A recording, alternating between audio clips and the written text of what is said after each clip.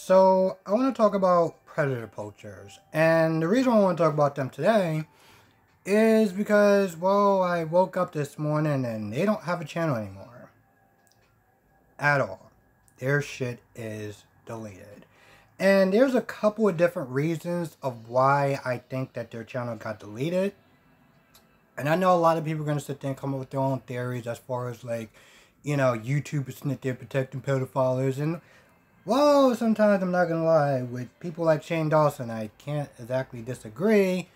I don't think that that's the reason. Here's the thing about all these, like, catcher channels and stuff like that, like predator channels or whatever, is that they all violate YouTube's policies. Here's the thing, regardless of how in the right that they are. And listen, I've had my issues with Alex and Predator Poachers and stuff like that, but here's the thing. At the end of the day, I'm always going to stand with him because of what he's doing. I always sit there and look at it, and I'm like, each catch that they get is a life that they're going to save. It's one person that they're just not going to sit there and meet because they decide to meet Alex or Toronto, whoever. So I'm always going to sit there and stand with him. But at the end of the day, like it or not, it does come down to YouTube's terms of service. And it violates it every single time. Because here's the thing. People can sit there and say, you have freedom of speech, you have freedom to you have freedom to record videos, and that's true. But once you upload it to a private platform like YouTube or Facebook or anything else, it's subject to get deleted. And for people that sit there and think, well, they could sit there and go on Facebook and stuff, a lot of times Facebook will sit there and start to delete their channels, start to delete their videos too. That's why 417 Danny Predator Hunters, or Child Alliance, or whatever that new group that she calls it, they got a lot of their videos taken down up until the point where they decide to just upload on Facebook. But here's the thing. Facebook and YouTube and Instagram, they all have the same policy. It's just pretty much a matter of time before they get their channels taken down. Hell, even Ryan LaForge, which, by the way, he actually still does catches. Never really did a video on Ryan LaForge lately. Canada Creep Catchers or Child Coalition, I think that's just what he's called. He still does catches. And he uploads it on Facebook. But again, Facebook, YouTube, Instagram, all of them have the same policy. When it comes towards like harassment, which they view as harassment, they're going to take the shit off. They're not going to sit there and look at it and be like, oh, well, you know what, listen, they're a child predator, so they can keep it on there. No, they're just going to take it down because that's the rules. Now, I wholeheartedly disagree on that particular, thing that they're taking down. But it is what it is.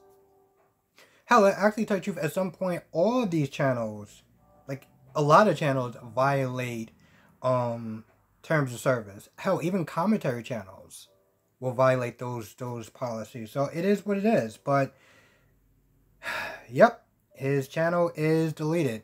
Also, another reason why I think that his channel got deleted was because, well, in a live stream, Alex said that he was getting sued. I don't remember if it was the one, what they called the guy that was on the, Indian land. I don't know if it was that one, or the one where they did that, like, Alex did this whole thing where it's like he was rolling like a big box, but he called it like a dice or whatever. It was one of those videos, but pretty much the guy's family is suing Alex for defamation of character. And here's the sad part. I mean, the chats and everything like that, the evidence is going to prove that you know, he didn't do anything wrong, but technically you can file. You can sue people for defamation of character. You can sue people for defamation of character. This is the reason why OPP, Oklahoma Predator Prevention, took so long to upload. It's because they got, you know, they got sued at one point. And it got to a point where they literally stopped uploading for almost a year. So that's another reason why I think that, you know, his channel got deleted. Now, I think he has another one called Chat Goldstein. I don't know if that channel got deleted because I didn't sit there and look for that this morning. But here's the thing, and I do remember somebody sitting there saying, I think it was Eric that was sitting there saying that, you know, he was having some issues with the main channel as far as possibly getting demonetized. So he was trying to move all his stuff over to the Chat Goldstein channel. But here's the thing. If that channel isn't deleted, like it hasn't been deleted, it will be deleted soon. I think the bigger question is, how many of his other channels is going to be deleted? Like Predator Poachers Toronto, Ohio hasn't been doing anything in a minute. I mean, I think yesterday I saw this guy sitting there playing like Among Us or something like that, just like playing, you know, live stream or whatever. But, you know, the question is how many of the, you know, the Predator Poachers other channels is going to get deleted? Because in reality, they all violate the same policy that Alex did. Now, again, I do not like the fact that his channel got deleted. You know, I can sit there and write, I can sit there and make video after video after video of him. But at the end of the day, I stand with him on what he does. And he is helping people. People can sit there and say, oh, well, he's only doing it for the money. And, you know, he's an opportunist, this, that, and the third. And I'm not going to sit there and try to say that they're not exactly wrong. But at the end of the day, it really doesn't matter because he is saving a child's life. And I think, ultimately, that is the most important part. You know, I can sit there and say he's this, that, and the third. But dude is doing something positive. And it takes a lot of guts and a lot of courage, a lot of sacrifice to do what, you know, he does. But I just have a feeling that Alex in some way is going to sit there and try to hop on. I don't know if he's going to go to, you know, go on Toronto's channel, Predator Poachers Toronto. Because Toronto, or Matt D'Souza, has been working with Justin Payne.